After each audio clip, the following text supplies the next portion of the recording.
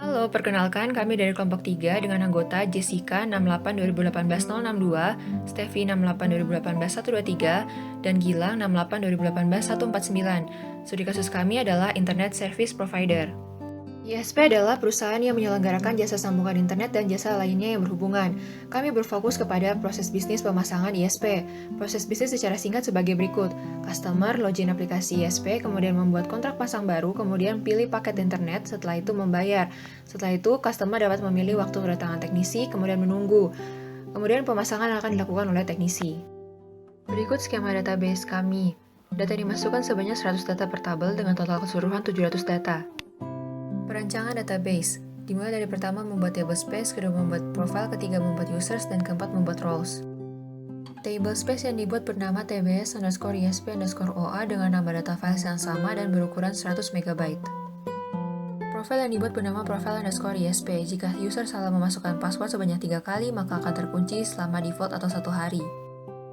User pertama yang dibuat adalah user Jessica, diberikan all system privileges karena pemilik semua tabel, dan memiliki roles admin_apk_isp.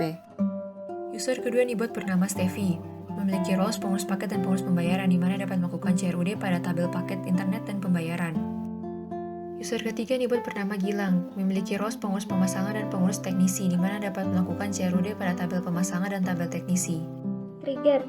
Dalam pembuatan trigger kami memiliki 2 skenario. Skenario pertama, pemilik ISP ingin mengetahui rekaman perubahan data yang terjadi pada tabel pemasangan dengan keterangan waktu dan keterangan perubahan apa yang terjadi. Apakah terjadi penambahan, penghapusan, atau pembaruan pada tabel pemasangan? Sini solusinya adalah dengan pembuatan tabel histori pemasangan. Untuk merekam perubahan data pada tabel pemasangan, kemudian pembuatan trigger di mana bila terjadi penambahan, penghapusan, atau pembaruan pada tabel pemasangan, maka rekaman data tersebut akan masuk pada tabel histori pemasangan. Ini adalah cara mencoba trigger saat melakukan insert data, update data, dan delete data ke tabel pemasangan.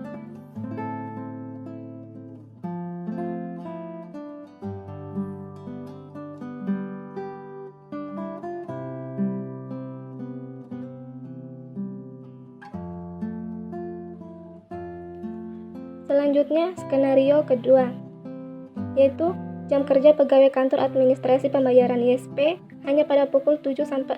Di atas jam tersebut, pegawai tidak dapat melakukan perubahan pada database. Solusinya adalah pembuatan trigger yang membatasi akses user atau pegawai di atas jam kerja dan memberikan pemberitahuan tidak dapat mengakses.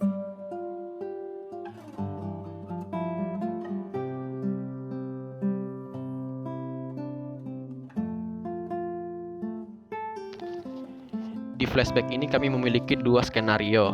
Skenario pertama itu menggunakan flashback query dan flashback table. Di skenario pertama ini terjadi perubahan nama teknisi pada saat melakukan query. Solusinya melakukan flashback query di mana digunakan untuk melihat data yang sudah diubah sebelumnya dan menggunakan flashback table untuk mengembalikan data sebelum melakukan query. Berikut adalah cara melakukan flashback query dan flashback table.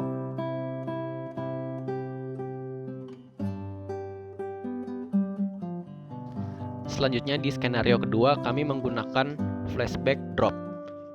Di skenario kedua ini terjadi drop pada tabel pemasangan pada saat melakukan query. Solusinya melakukan flashback drop di mana digunakan untuk mengembalikan tabel yang sebelumnya di drop. Berikut adalah cara menggunakan flashback drop.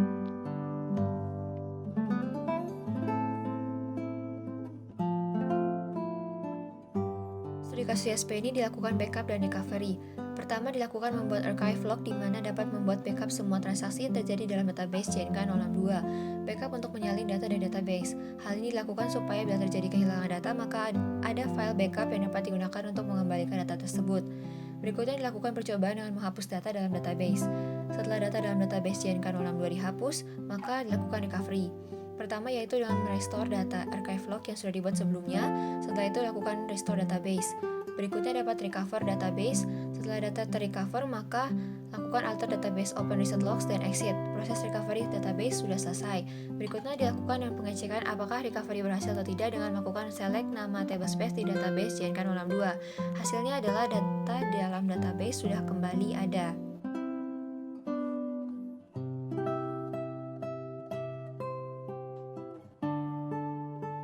Sekian penjelasan dari kami, terima kasih.